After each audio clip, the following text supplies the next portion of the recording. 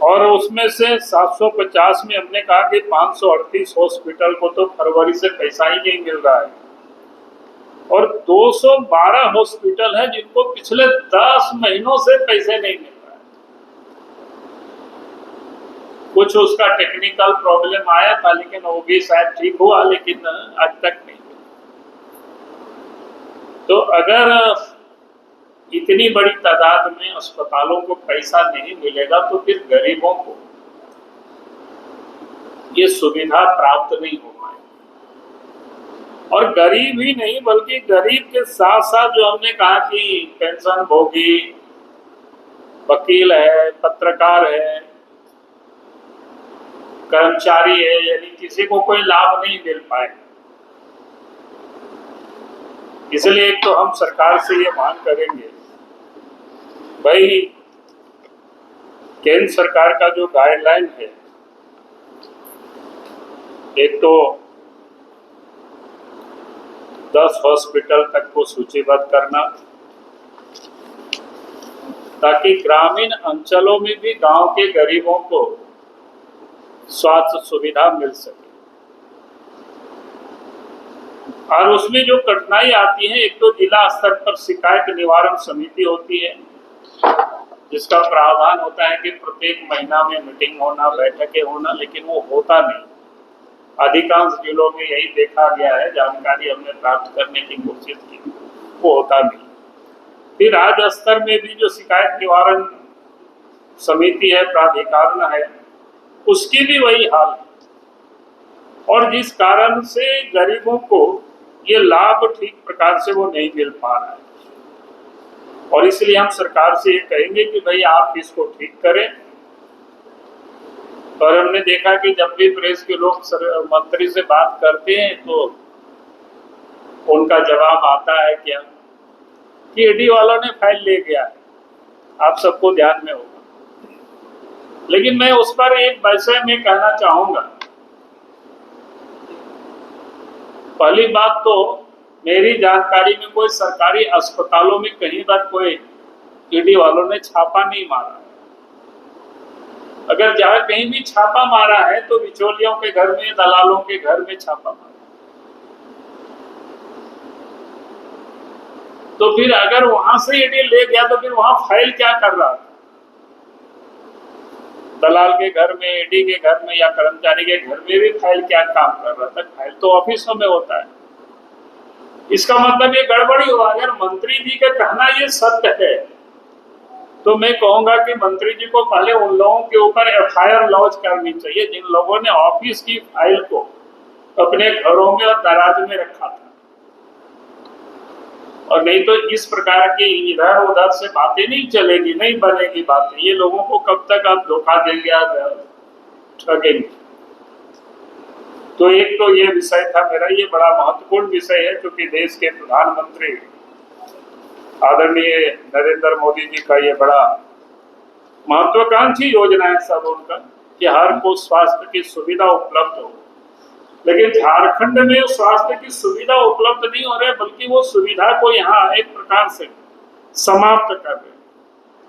आम लोगों को उसका जो लाभ मिलना चाहिए वो नहीं मिल रहा है। इसलिए सरकार इसको ठीक करे, ये हम राज्य सरकार से मांग करते हैं। और एक विषय में जरूर, क्योंकि आप सब लोग प्रश्न पूछते ही और आते जाते आप सब लोग प्रश्न पूछते ही रहते हो, तो मुझे लगा कि मैं अपने ओर से ही मैं आप सब लोगों को विषय आपके समझ रखना चाहता हूँ। आजकल आप देख रहे होंगे कि कांग्रेस पार्टी हो, झारखंड मुक्ति मोर्चा, बड़ी झंडा लेकर के लोग घूम रहे हैं कि भैया सरना कोड सरकार लागू करे। अच्छी बात है, आदिवासियों के लिए हितैषी है, सोच रहे हैं, इसमें कोई बुरा नहीं है। लेकिन आधे बात ये लोग कर रहे हैं। हम उन लोगों से चाहेंगे काम को पूरा करना चाहिए, अधूरा काम नहीं करना चाहिए। अधूरा काम करेंगे तो फिर उसका लाभ नहीं मिल पाएगा। पूरा क्या करना चाहिए, मैं यही आप सब लोगों के संज्ञान में लाना चाहता हूं। क्योंकि 2011 के बाद तो कोई सेंसस नहीं हुआ। 2011 में सेंसस हुआ था आखिरी, उसके बाद सेंसस होने वाला है, जनगणना होने वाला है। तो 2011 की जनसंख्या, 2011 की जनगणना में झारखंड की जो कुल आबादी रही है 3,29,88,134।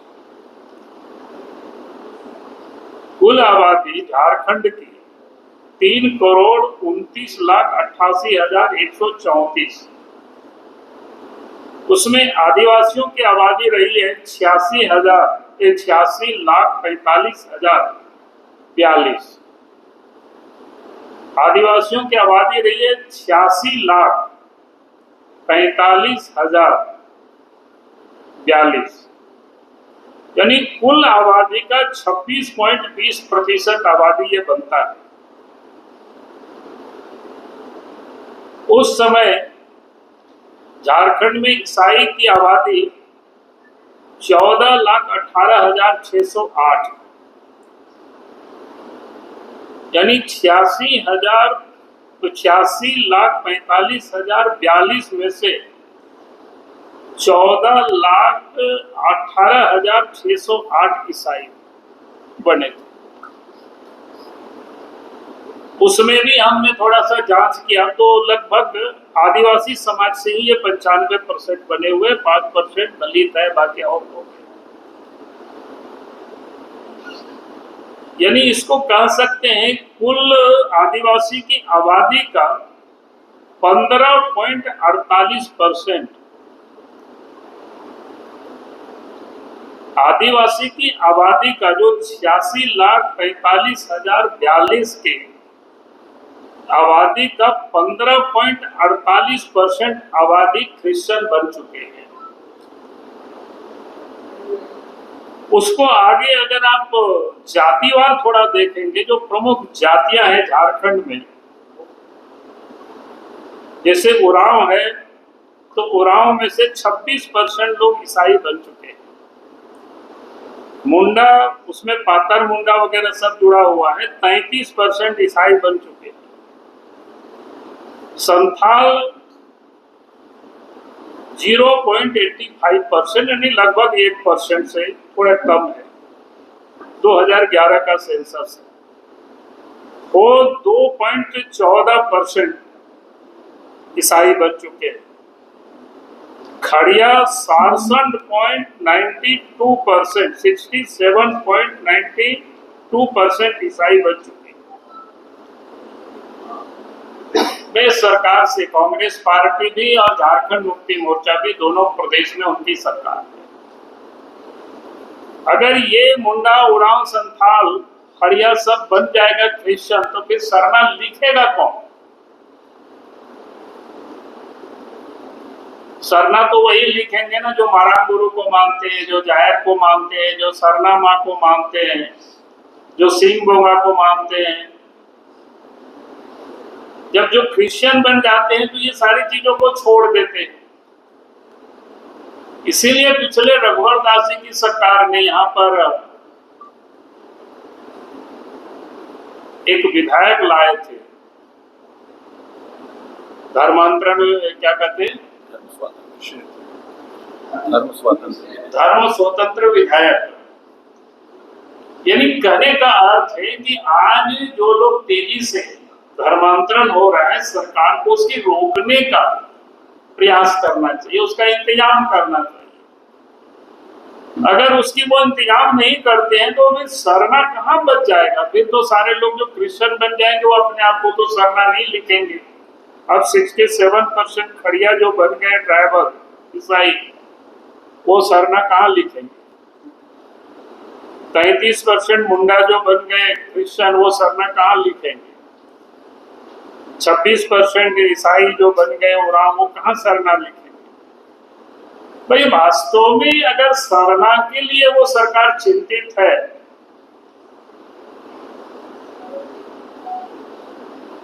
अगर सरना के लिए सरकार चिंतित है तो उनको ये काम करना चाहिए।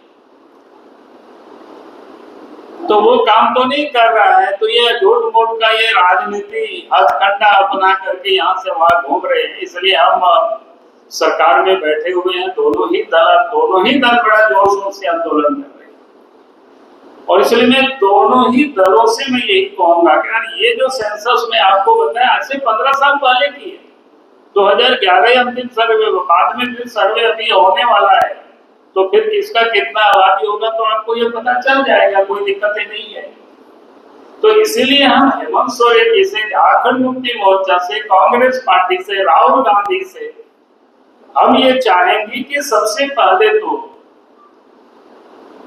यहाँ जो 30-32 जातियां हैं, उनकी जो परंपरा है, उनकी जो आस्था है, उनकी जो विश्वास है, वो समाप्त नहीं हो, उसको बनाए रखे, उसके लिए सरकार को प्रयास करनी चाहिए। और मेरे ओर से जो विषय था मैंने आपके समझ रखा। इन्हीं शब्दों के साथ मैं अपनी बातों को समाप्त करता हूँ। बहुत बहुत धन्यवाद।